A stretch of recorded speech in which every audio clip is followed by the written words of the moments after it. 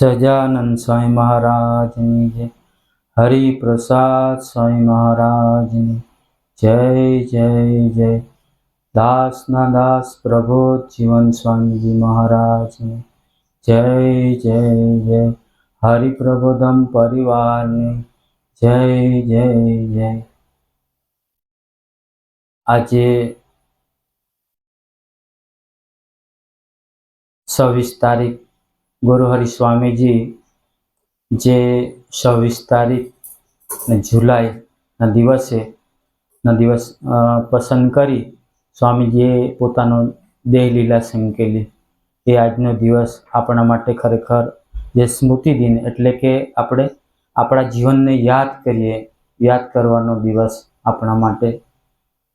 એટલે આપણે ભેગા થયા.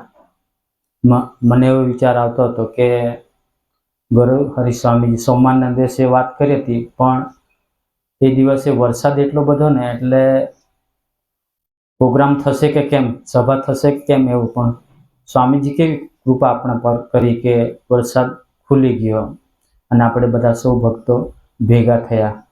આપણે વિચાર કરીએ કે આપણા કોઈ કુટુંબમાં કે સગામાં કોઈ ધામમાં જતું હોય ત્યારે સંદેશ આવે તે આપણે એમને સમય કાઢીને જતા હોય. પણ ગુરુહરિ સ્વામીજી એવા પુરુષ હતા કે આપણા એક એક હરિભક્તોના પ્રાણ સમા હતા.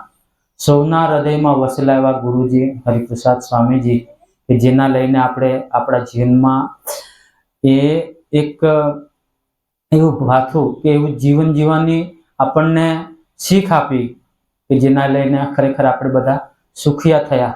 એવા ગુરુહરિ સ્વામીજીના 3 વર્ષ પૂરા થયા ત્યારે આપણને એવું થાય કે બધા ભક્તો ભેગા થાય અને આ સ્મૃતિ દિનને એના પ્રસંગોને આપણે યાદ કરીએ.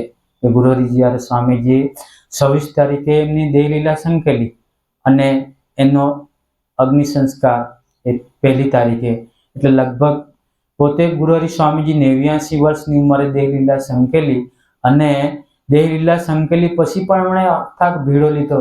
સતત 7 દિવસ સુધી એ પોતે હરિધામની ધરતી પર રહ્યા. આપણે વિચાર કરીએ કે આપણે જો કોઈ પણ વ્યક્તિ ધામમાં જતું હોય તેને બહુ તો 5-6 કલાક રાખે, પછી એને કોઈ રાખતું નથી. છતાં પણ ગુરુહરિ સ્વામીને 7 દિવસ સુધી એને રાખવામાં આવ્યા અને એ 7 દિવસ રાખીને એને પોતે પંચમહાભૂતમાં વિલીન થયા.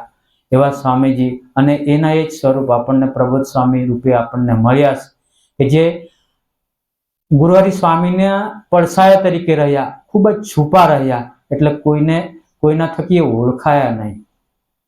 જે આપણને ઓળખાયા છે, આપણે એને જાણી લીધા છે, તો ખરેખર આપણે એના લીલા ચરિત્રોમાં કે ગુરુહરિ સ્વામીજી યોગી બાપાના એનો જે પડછાયો તરીકે રહ્યા અને એનું સેવન કર્યું કે એ પોતે એના જે અનુવૃત્તિમાં ભળ્યા, તેમ ગુરુહરિ પ્રબોધ સ્વામી પણ એ સ્વામીની અનુવૃત્તિમાં ભળ્યા. ખૂબ જ છુપા રહીને પણ એમણે ખૂબ સેવા કરી, અથાગ ભીડો લીધો.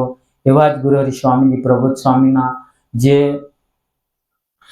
ગુરુહરિ પ્રબોધ સ્વામીમાં રહીને હવે એ વિચરણ કરે છે. એટલે ગુરુહરિ સ્વામીજી ક્યાંય આ ધરતી પરથી ગયા નહીં. સૌ હરિભક્તોને આવી પ્રતીતિ કરાવશે, દર્શન કરાવશે, અનુભવો પણ કરાવશે.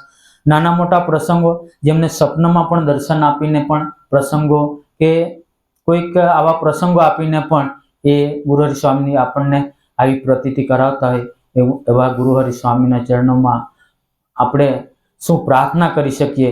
પણ આજે દેહ લીલા સંકેલીને 3 વર્ષ પૂરા થયા છતાં પણ આપણને એક એક પળ આજે આ જે વિડીયો પર જોઈએ ત્યારે આપણને એવું થાય કે સ્વામીજીએ કેટલી તપશ્ચર્યા કરી અને એ તપશ્ચર્યાના ફળ સ્વરૂપે આ સમાજને તૈયાર કર્યો.